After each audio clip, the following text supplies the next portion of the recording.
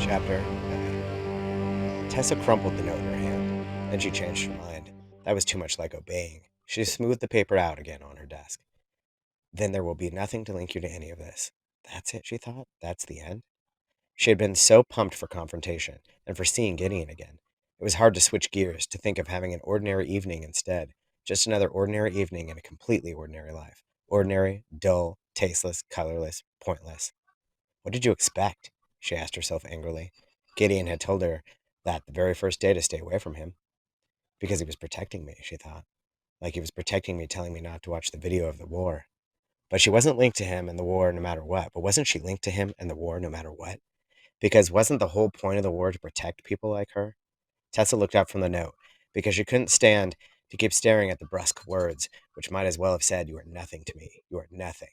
Had he spent 10 seconds scrawling out this note? 20? Was she worth that little? Couldn't he have even signed his name? Tessa stared out the window. The streetlights were out again. This happened a lot. With the war on, there wasn't even enough money for spare light bulbs. And some people said the sudden blackouts were a test, a trial run of what the city would do if the enemy's bombers made it this far past the border. Why would anyone bother destroying Waterford City? How could it look any worse with bombs dropped on it than it does now? Was one of the jokes that people told. Even without streetlights, Tessa could make out shapes moving in the shadowed darkness down the sidewalk. With infrared cameras and night vision instruments, the enemy would have no trouble picking out people to kill. They could be in some airplane high above, and then... Stop, Tessa told herself. Don't think about the war.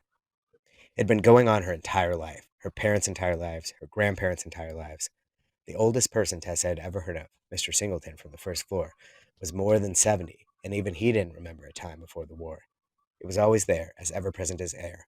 The most talented children were selected for the military academies and sent away by the time they were 10. Only rarely did any of them ever come back. But even people who weren't directly involved in the fighting were part of the war. They assembled bombs in factories, they packed food for the soldiers, they scavenged parts from damaged fighter planes. For a moment, Tessa felt like she could see the war, how the war weighed on everyone walking by in the darkness. People walked bent over, crouched down, defensive, looking defeated just by all the years of fighting. One figure in particular practically clutched the building, as if ready to dart in at the first sign of danger. Every few steps he'd whip his head around, as if every noise spooked him. Between steps he stood with his entire body tensed, watching. That's Gideon, Tessa thought. He's escaping. At this distance, with all the shadows, she couldn't see his face, could barely even make out his form, but she was still certain. Maybe it was because he was the only person on the sidewalk who didn't move groggily, in a stupor. With all the other people, she could tell that whatever pain they were in had been with them for so long they were numb to it. Gideon moved as though his pain were fresh and raw and throbbing. He moved like a dying animal, leaving a trail of blood behind it. I can help him. I can stop him, echoed in Tessa's brain, but fainter now. He didn't want anything to do with her. She held up the note again, and the words, "Forget about me. Destroy. Then there will be nothing to link," jumped out at her.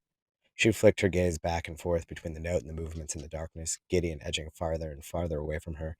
In a few moments, he would be gone, and whatever other choices she had would be lost. Gideon was in the corner now, peeking around the other side of the apartment building. As soon as he turned his head, one of the figures behind him on the sidewalk hustled forward. Gideon glanced back over his shoulder, and suddenly energetic figure dived out of sight. Gideon resumed walking, and the figure darted forward again, hiding only when Gideon glanced back a second time. Gideon was being followed. The indecision of, I have to help him, I have to stop him, he doesn't want me, melted away, swept out by a new resolve. I have to warn him.